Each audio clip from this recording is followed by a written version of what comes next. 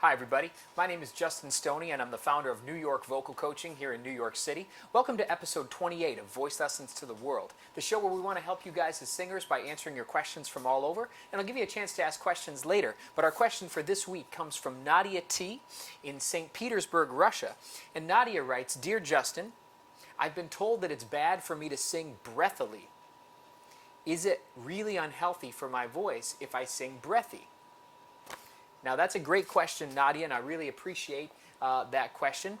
And a lot of people think that breathiness is bad. So we're going to talk about that today, about whether or not breathiness can hurt your voice. So is it bad to be breathy? First of all, let's make sure we know what breathiness is. This voice that I'm using right here, this is not a breathy voice. But if I let some air pass through my voice, this then becomes a breathy voice. Okay, so you can hear that difference in my speaking voice. Now, let me just flat out tell you the answer to your question, Nadia. No, it's not bad to be breathy. Okay, it's a common thinking about the voice that breathiness is bad or dangerous or harmful, and I don't want you guys to be afraid of it. It's definitely not something that you want to do all the time.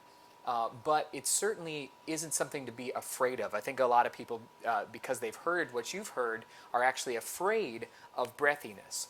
Now, there's a lot of things that the voice can do that people think are unhealthy. Belting, vocal fry, breathiness, even a high larynx. And these are things that, of course, if one were to do all the time, could be unhealthy. And breathiness is one of those things that could be unhealthy for you. But there's nothing inherently unhealthy about it. It's a natural part of your vocal function. So anything done in moderation or for a specific reason and done in control can be just fine for your voice, including breathiness. Now, we've talked about this, a lot of beginners, a lot of people that are starting off, their voices are just breathy because they haven't learned how to be solid, how to make strong, clean, closed sounds. If you're a beginner and you're starting off, I do want you to not go breathy all the time. It's going to really limit what you're doing. But if you're more advanced and you need breathiness as a part of your style, you shouldn't be afraid of it hurting your voice or ruining your technique, especially if you do it healthily and you do it within moderation.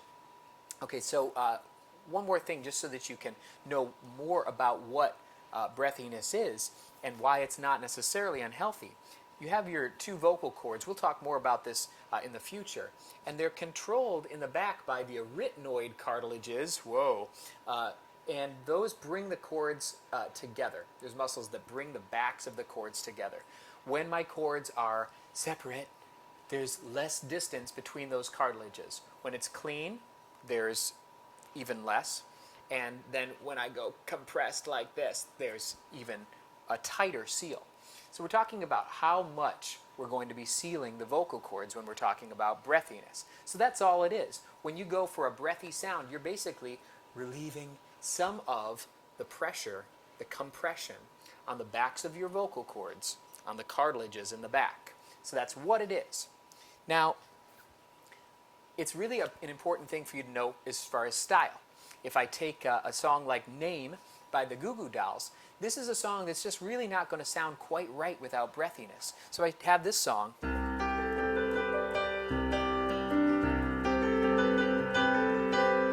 even though the moment passed me by, I still can't turn away.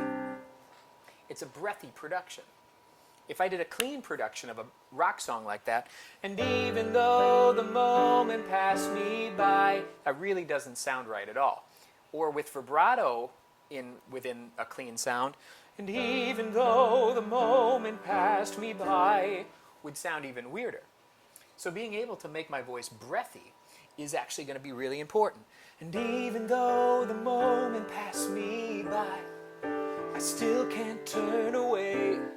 And I get into my rock sound.